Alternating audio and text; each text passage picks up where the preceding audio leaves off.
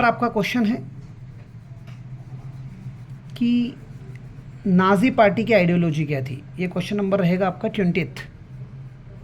Nazi party की ideology क्या रही है। तो इनका ये कहना था, पहली चीज़ तो ये थी कि इक्वलिटी में बिलीव नहीं करते थे। नाजी पार्टी वाले अपने आप को क्या मानते थे? आर्यंस मानते थे। आर्यंस का अपेरेंस के साथ होता ब्लॉन्ड आईज, ब्लॉन्ड होते थे, ब्लू आई होती थी। समझ में आई बात? और रंग भी कैसा होता था इनका? वाइटिश रंग होता था। ये जो कास्ट हायरार्की बनाई थी इन्होंने, इसमें अपने आप को सबसे टॉप पर मानते थे। और लोवेस्ट नीचे समाज में किसे माना जाता था? ज्यूस को माना जाता था। हिटलर ने रेसिज्म को, जो कंसेप्ट चार्ल्स डार्विन ने और हर्बर्ट स्पेंसर ने दिया था, उसको मिस इंटरप्रेट करके डाला। ये दोनों व्यक्ति क्या बोल रहे हैं? अगर क्लाइमेट में कोई चेंज आता है तो जो फिटेस्ट होगा वही जिंदा रह पाएगा। मान लीजिए क्लाइमेट में जो तापमान होता है वो 80 डिग्री सेल्सियस हो गया, तो वही ह्यूमंस और ऑर्गेनिजम्स जी पाएंगे जो 80 डिग्री सेल्सियस का तापमान को झेल पाए। बाकी सारे क्या हो जाएंगे? मर जाएंगे।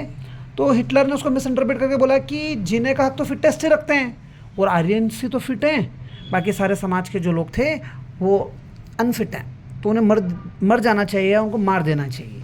ये हिटलर की आइडियोलॉजी थी। समझ में आई बात? हिटलर ने कहा कि स्ट्रॉन्गेस्ट रेस जो है वही सर्वाइव करेगी, बाकी वीक वाली जो है वो पेरिश करनी चाहिए। आर्यंस अपने आप को फिटेस्ट मानते थे। नेक्स्ट है दूसरे कंट्रीज़ पे हमले करके उनकी टेरिटरीज को ऑक्यूपाई करना, ताकि अपने देश के लिए, पहली बात तो अपनी मदरलैंड का वो क्या बढ़ा पाए? एरिया बढ़ा पाए दूसरी टेरिटरीज ऑक्यूपाई करके, और वहाँ पर जर्मनी के लोगों के लिए लिविंग स्पेस बना पाए, रहने की जगह। उसके लिए शब्द क्या यूज़ करेंगे लिविंग स्पेस के लिए? लेबेंसरम। समझ में आ रही कि नहीं आ रही है बात? इसके बाद क्वेश्चन है 21st यहाँ से, कि रेशियल स्टेट बनाने के लिए उन्होंने क्या क्या उनके टारगेट्स रहे हैं।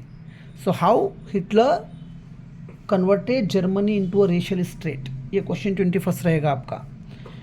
रेशियल स्टेट बनाने के लिए उन्होंने क्या क्या टारगेट्स रखे।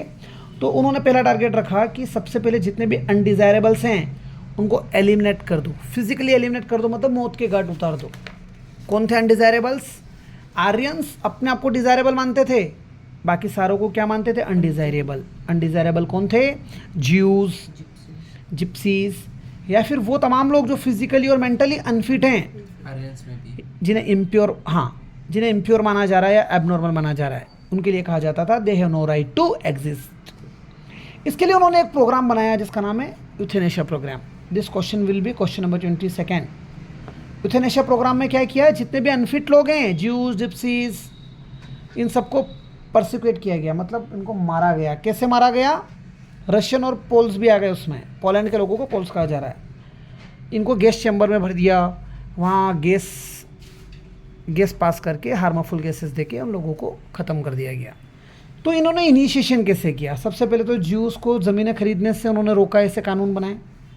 फिर उन्होंने क्या किया? ऐसी परिस्थिति बना दी कि किसी गांव के किसी कोने में, शहर के किसी कोने में रह रहे हैं ज्यूज़, उन एरियाज़ को क्या कहा गया? गैथोस। फिर वहाँ पर क्या किया? वायलेंस वगैरह, दंगे करवाए। वायलेंस में बहुत सारे को परसिक्यूट कर दिया, मतलब मार दिया गया ज्यूज़ को। इनको लगा कि कन्वर्जन, मान लो ज्यूज़ को अपन आर्यंस में कन्वर्ट कर दें, तो इनको लगा यार कन्वर्जन कोई समाधान नहीं है, इनको तो कम्प्लीटली एलिमिनेट ही करना पड़ेगा, टोटल एलिमिनेट। तो 1933 से 38 तक तो इन्होंने क्या किया?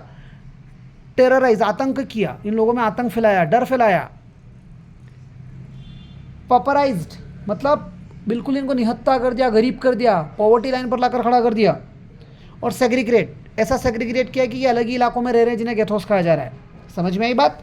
बहुतों को तो कंपेल किया कि वो देश ही छोड़ दें, लेकिन जो देश छोड़कर नहीं गए और अभी भी जर्मनी में हैं, 39 से 45 तक उन लोगों को कंसंट्रेटेड कैंप में बंद किया। कंसंट्रेशन कैंप में गैस चैम्बर्स में हार्मफुल गैसेस देके मार दिया गया। समझ में आई बात?